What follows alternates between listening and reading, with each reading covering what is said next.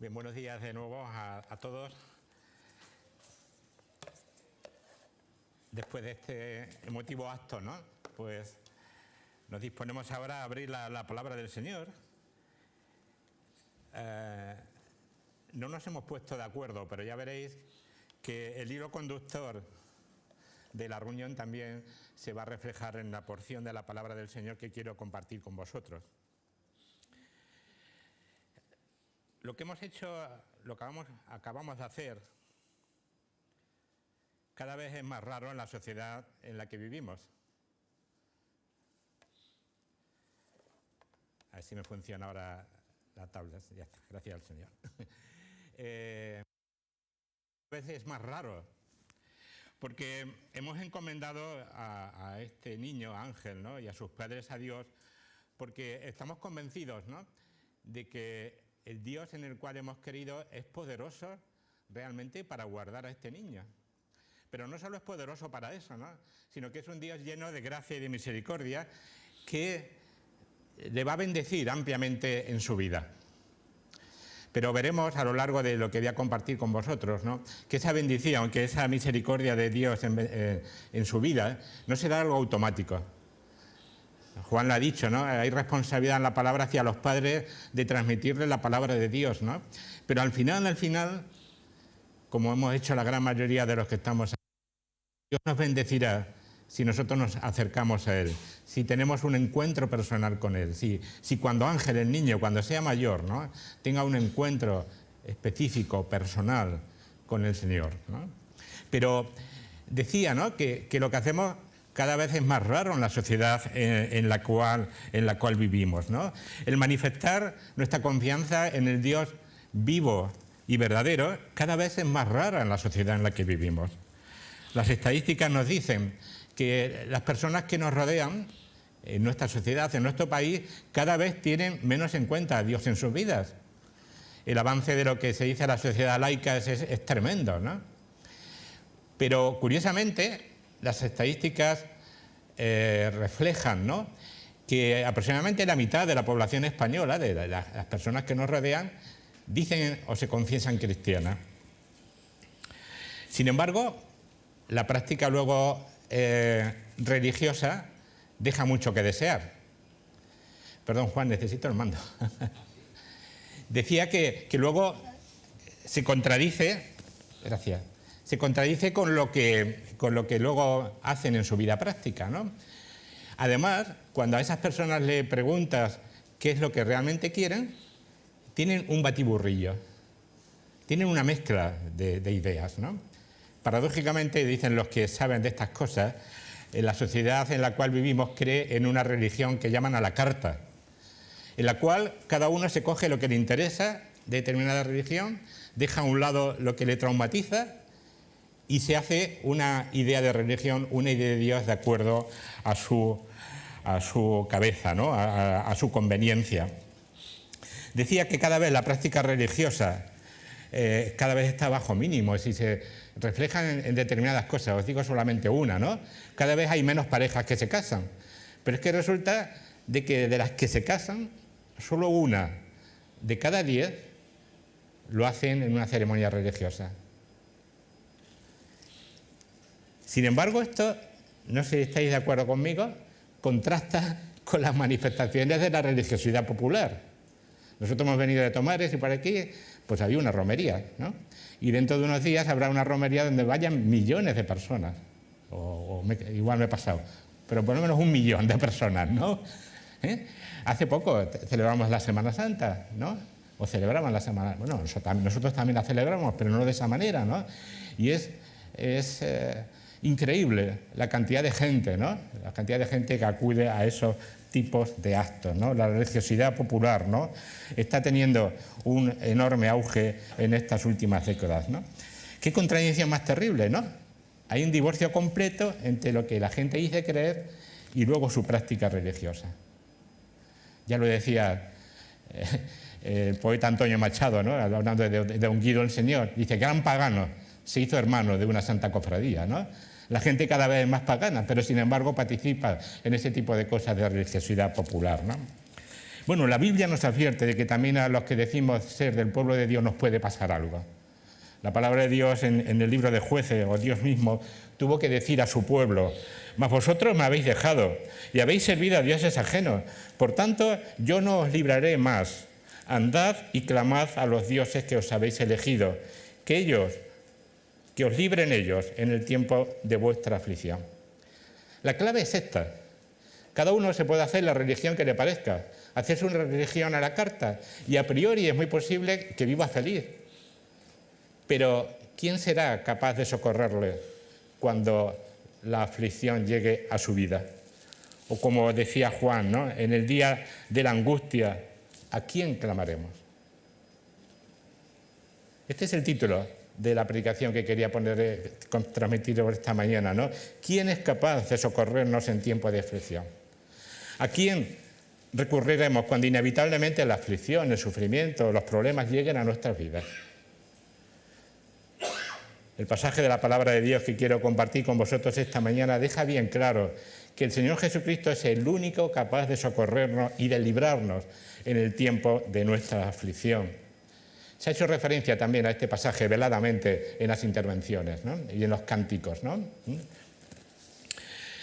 Pero vamos a leerlo, es un pasaje muy conocido, pero que tiene siempre algo refrescante para nosotros, enseñanza para nosotros. Dice así la palabra de Dios en Marcos capítulo 6, versículo 45. Enseguida, luego hablaremos del contexto de estos versículos, enseguida hizo a sus discípulos, el Señor Jesús, entrar en la barca e ir delante de él a Betsaida, en la otra ribera, entre tanto que él despedía a la multitud. Y después que los hubo despedido, se fue al monte a orar. Y al venir la noche, la barca estaba en medio del mar y él solo en tierra.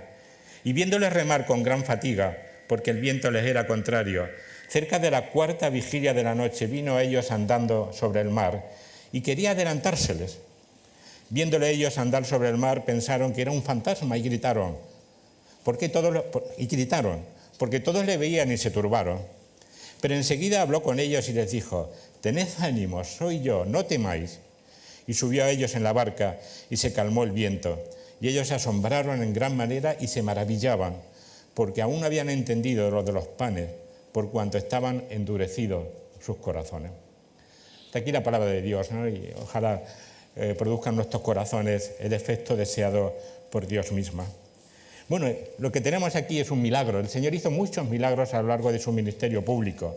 Y los hizo no solo para demostrar su deidad, quién era realmente Él, sino también para instruir, para enseñar a sus discípulos, que ellos fueran descubriendo nuevas facetas de su divinidad, ¿no? Y así poder reforzar su fe, que su fe tuviera un fundamento firme, que su fe débil e imperfecta se fuera solidificando, ¿no?, y tuvieran claro en quién habían creído. Por ello, estos milagros, estas señales, como dice el apóstol Juan, también son muy interesantes, muy necesarias para nosotros, porque por un lado nos enseñan en quién podemos confiar, si aún no lo hemos hecho, pero por otro lado también nos afirman en quién hemos puesto nuestra confianza. El milagro en concreto, la señal que hemos leído aquí, en realidad son milagros. Si lo conocéis el pasaje, por supuesto, pues habéis estado atentos a la lectura, veréis que por un lado el Señor Jesús anda sobre el mar. Eso ya de por sí es absolutamente extraordinario. No es que el Señor anule la ley universal de la gravitación, ¿no?, sino que la domina esa fuerza que nos lleva a todos hacia abajo, ¿no? Él la domina y puede andar sobre el mar, ¿no? En segundo lugar, no nos lo dice Marcos, pero sí el Evangelio según San Mateo, hace que Pedro ande sobre el mar. Pedro también consigue andar sobre el mar, ¿no? En tercer lugar, el Señor Jesús revela también aquí su poder sobre la tempestad, sobre los vientos, sobre las olas. En cuanto sube la barca, todo se aquieta. Y por último también vemos cómo el Señor Jesús también tiene dominio sobre la distancia, porque una vez que sube a la barca, que estaba en el medio del mar, como hemos leído, inmediatamente aparece en la otra. Tenemos aquí 4 milagros en uno. Pero más que entrar en el detalle de lo que sucedió, me gustaría que pensásemos en los discípulos. Y por eso podemos dividir los hechos que hemos leído en 3 partes. Vamos a ver cómo los discípulos, por un lado, los discípulos ya con Jesús, en ese Jesús desconocido que se acerca a él, y en tercer lugar, los discípulos y el Señor que ellos conocen. Vamos a ver los discípulos sin Jesús. Como decía antes, los hechos que nos narra aquí Marcos, ¿no?, sucedieron en la noche del día en que el Señor hizo aquel milagro portentoso, ¿no?, de multiplicar 5 panes y 2 peces, de modo que dieron alimento a más de 5.000 personas. Eso es algo extraordinario, algo inimaginable.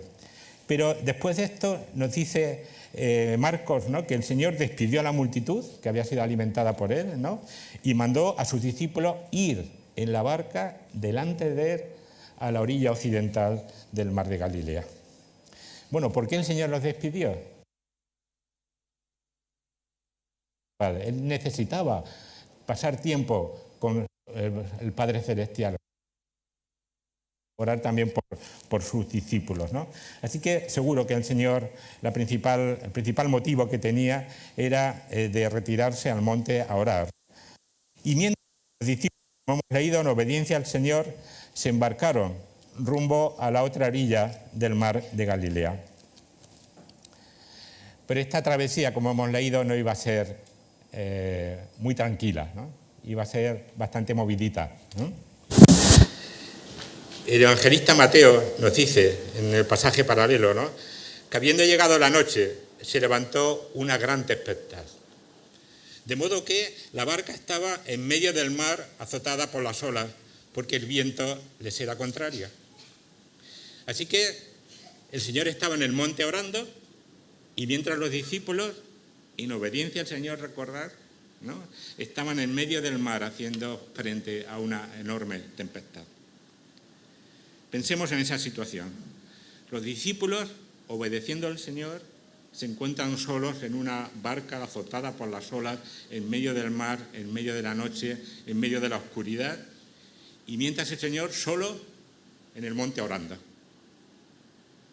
Solo, pero orando por sí mismo, orando por sus discípulos, y seguro que orando por la situación que sus discípulos estaban pasando en esos momentos de aflicción. El Señor estaba en esos momentos orando por ellos.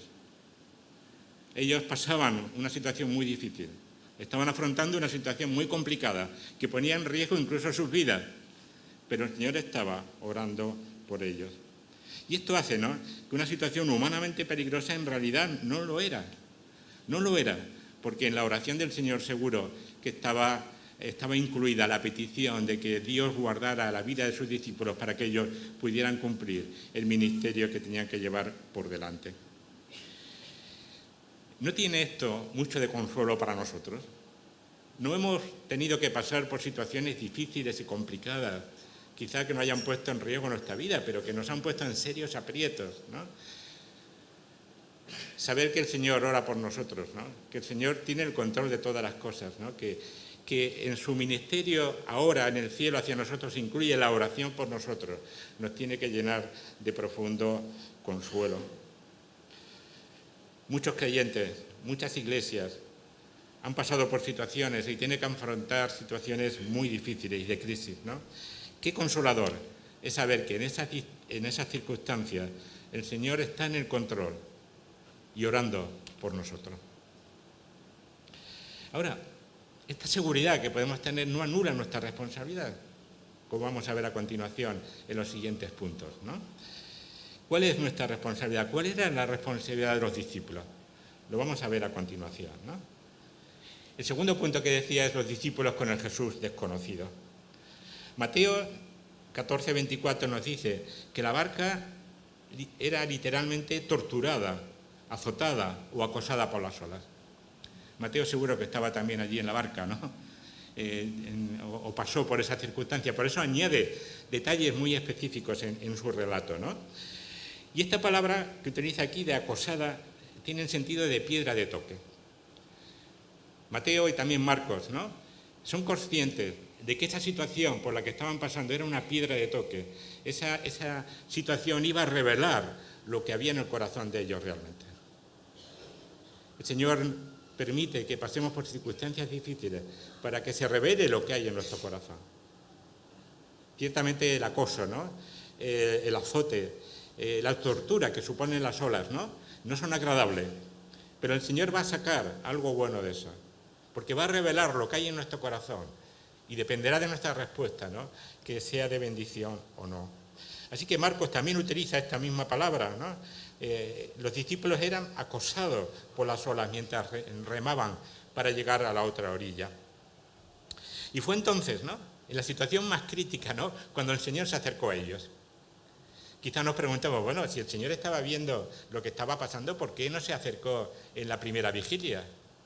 ¿Por qué esperó a la cuarta vigilia, entre las 3 y las 6 de la madrugada, Bueno, el Señor en su gracia permite circunstancias, para que sea mucho más aprovechable por nosotros las situaciones de acoso o de ansiedad que tengamos que vivir, Pero lo cierto es que el Señor estuvo pronto a socorrerlos. Fue en la cuarta vigilia. Y como nos dice el relato, ya era de noche y estaba oscuro, Y el Señor se acercó a la barca andando sobre el mar. Bueno, se podía haber acercado de otras maneras, Podía por teletransportación, Pues no, él decidió en su soberanía, y en su poder, por supuesto, ir andando hacia la barca sobre el mar. Y este hecho es extraordinario, a poco que lo pensemos, Porque a pesar de las tempestuosas olas, a pesar de los vientos huracanados, el agua era un estrado para los pies del Señor. Él podía andar allí hacia la barca con paso firme, y sin vacilar hasta llegar al lado para socorrer a sus discípulos. Pero el Señor iba a la barca. Si hemos estado atentos a la lectura, hemos visto que el Señor no iba exactamente a la barca. Marcos dice en el versículo 48 que quería adelantárseles. El Señor iba en dirección a la barca, pero su propósito era pasar al lado de la barca y, como había prometido, esperar a los discípulos al otro lado del mar de Galilea.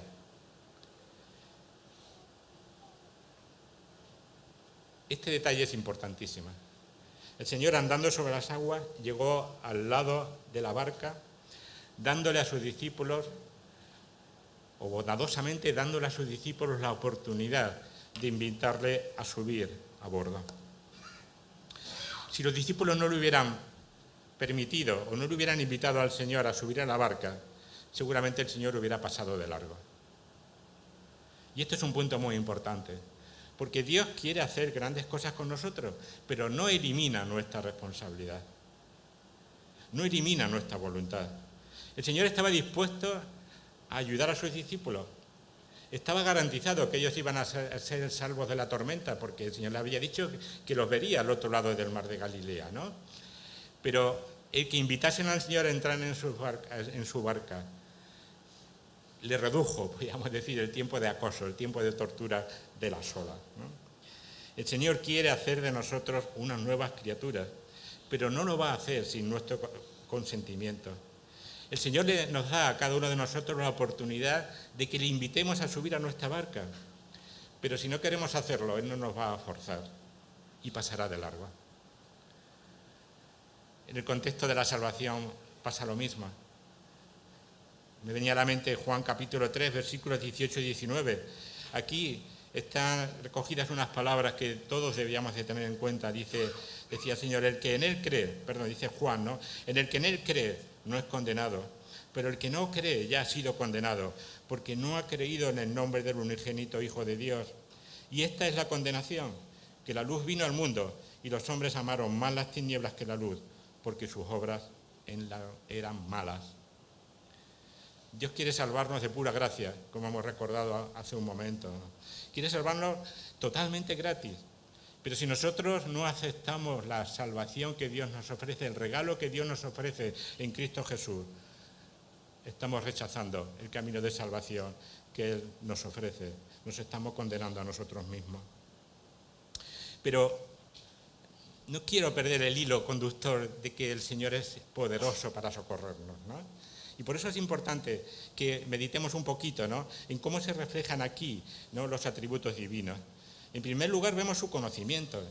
El Señor Jesucristo era omnisciente, estaba viendo lo que pasaba a sus discípulos aún estando allí en el monte. En segundo lugar, vemos el poder sobre la naturaleza.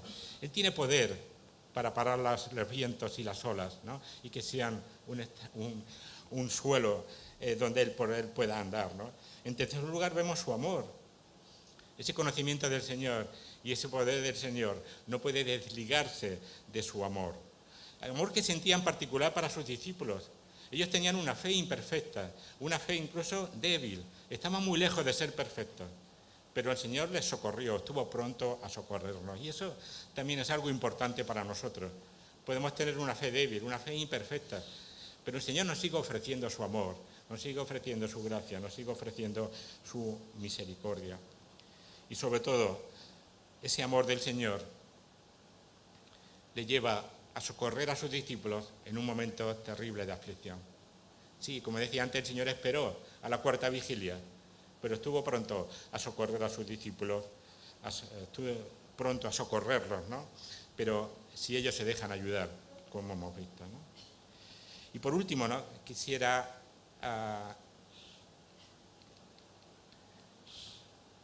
notar también el último punto, ¿no?, cómo los discípulos no se encuentran con el Señor que ellos conocen.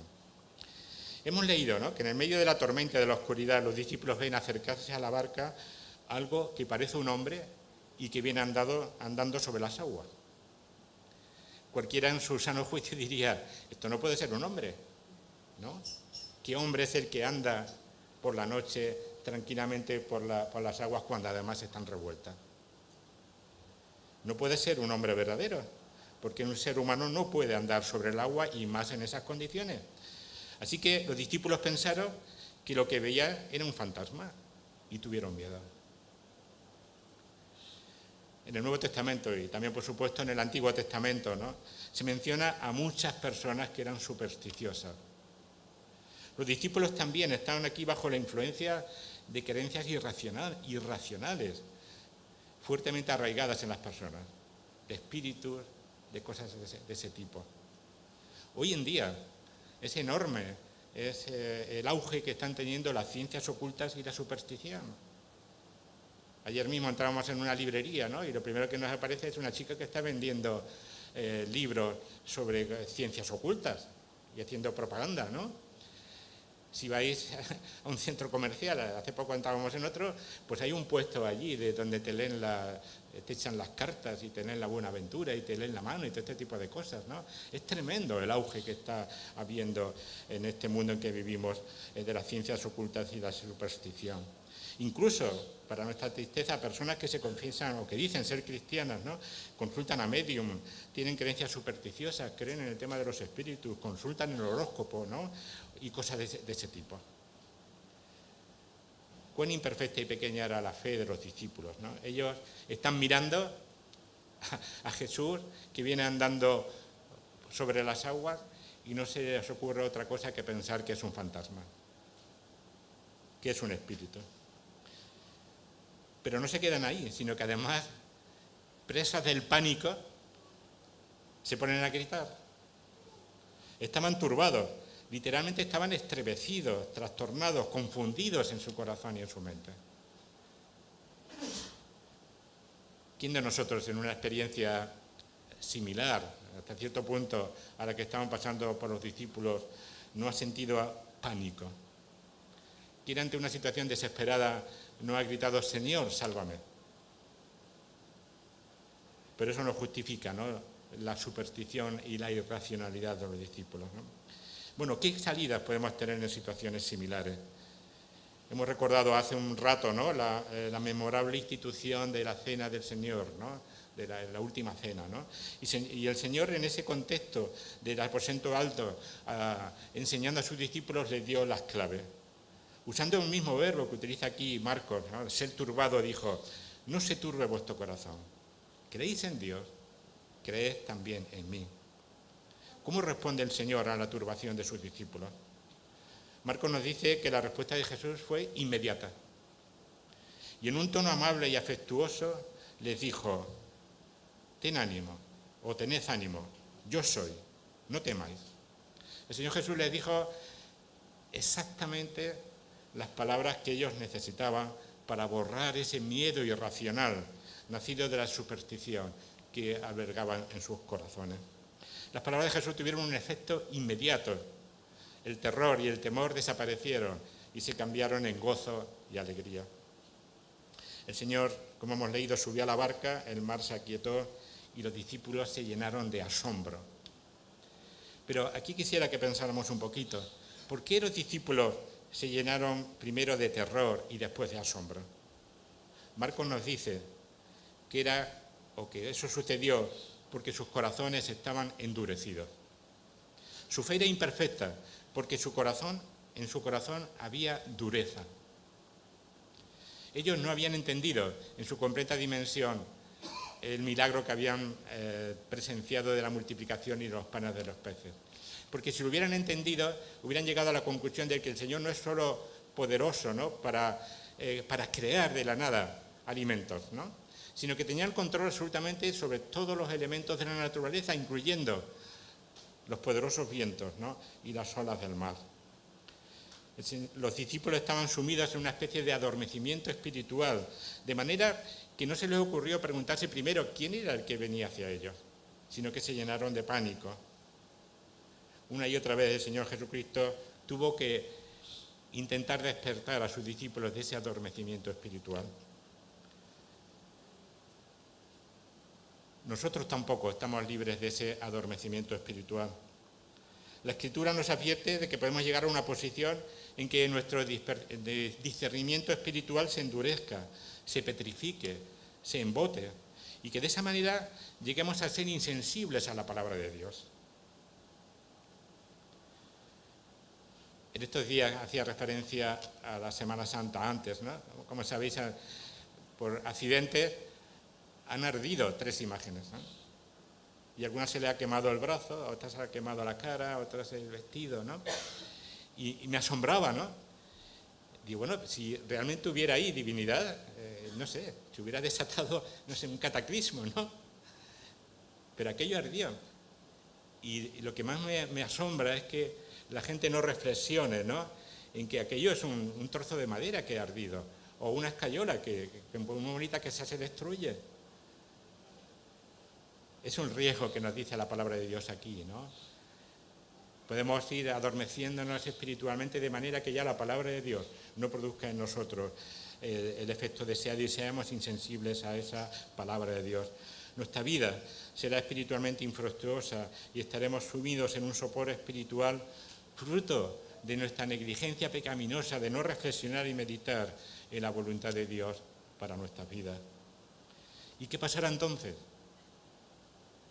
Que cuando lleguen los acosos nos sentiremos aterrorizados, nos sentiremos en peligro, nos sentiremos turbados en vez de confiados. Termino. ¿Quién es capaz de socorrernos en tiempos de aflicción? Al igual que a los discípulos hace 2000 años, Dios sigue invitando a las personas a que inicien una travesía, a dejar de vivir de una manera para vivir otra completamente distinta. En esta travesía, sin duda, que vamos a tener poderosas olas que batallen contra nosotros. Vamos a tener muchos obstáculos, ¿no?, que dificulten nuestro andar diario, incluso que traten de que nos volvamos atrás. Pero cuando nuestra barca inevitablemente sea sacudida por la furiosa tormenta de las pruebas, ¿de dónde vendrá nuestro socorro? ¿Quién es capaz de socorrernos? No es cuestión de religiones, no nos confundamos. En un sentido son todas absolutamente iguales, ninguna, ni siquiera la religión evangélica, puede proporcionarnos la salud espiritual que necesitamos. Por tanto, no es cuestión de ser miembro de determinada religión, sino de tener una relación con Jesús, de tener un encuentro personal con Cristo Jesús. Dice la Biblia que no hay otro nombre debajo del cielo dado a los hombres en cual podamos ser salvos. Solo Cristo salva y no hay otro mediador entre Dios y los hombres. Por eso, el Señor Jesús sigue ofreciéndonos hoy, bondadosamente, sigue ofreciéndose a entrar en nuestra barca. Pero dependerá de nosotros el que le dejemos entrar. Si le ponemos excusas, Él pasará de largo y no seremos salvos. Pero si crees de todo corazón en el poder del Señor, si crees que es el Hijo de Dios y que está dispuesto a resolver tu principal problema, que es el perdón de tus pecados, entonces Ábrele la puerta de tu corazón e invítale a entrar y a morar contigo en tu barca. Dile que quiere ser salvo y entonces se producirá el milagro. Solo teniendo a Jesús dentro de nuestra barca, las olas y el viento cesarán y nuestra barca llegará enseguida a tierra firme. Ojalá la dureza de nuestro corazón no nos impida percibir estas verdades espirituales en toda su dimensión. Amén. Vamos a orar. Padre, gracias porque vemos tu misericordia constantemente a lo largo de la Escritura también, en esta porción de tu palabra que hemos meditado, Señor, en esta mañana. Señor, gracias por abrir nuestro entendimiento y comprender que solo en el Señor Jesucristo podemos tener salvación y vida eterna. Y no solo eso, sino podemos tener un adecuado socorro en las situaciones de dificultad que tenemos que enfrentar en nuestra vida. Gracias, Señor, porque eso también es fruto de tu bondad, de tu misericordia para con tus hijos. Y queremos rogarte, Señor, que ante esas dificultades de la vida, Señor, pongamos nuestra mirada en ti. Tengamos el convencimiento de que tú eres el único capaz de socorrernos en los momentos de aflicción y que nuestra fe, Señor, imperfecta, nuestra fe débil, se fortalezca siendo consciente de esas realidades en nuestra vida. Gracias, Señor, porque tú sigues invitando a las personas a acercarse a ti, a iniciar ese viaje maravilloso, ¿no?, de ser cambiados por completo por ti, por la obra de tu Santo Espíritu. Gracias porque este tiempo de misericordia, Señor, se sigue prolongando, ¿no? Y hoy es el día también adecuado de salvación, Señor. Quiero rogarte que si hay aquí alguna persona que todavía, Señor, no ha tenido ese encuentro personal contigo, Señor, que tú muevas su corazón, que tú toques su corazón para que hoy pueda acercarse a ti. Gracias también, Señor, por la emoción que hemos sentido al presentar a este pequeño ángel. Lo encomendamos, Señor, a tu gracia, a tu dirección, a tu misericordia. Y queremos ya rogarte, Señor, que cuando él sea mayor, cuando él tenga ya uso de razón, Señor, pueda acercarse a ti y reconocerte a ti como su Señor y Salvador. Gracias, Señor, te damos por su familia, pedimos también tu bendición para ellos.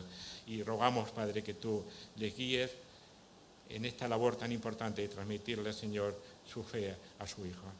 Rogamos tu bendición en global para la familia, Señor, y que tú los proveas y les bendigas y les des, Señor, absolutamente todo lo que necesitan.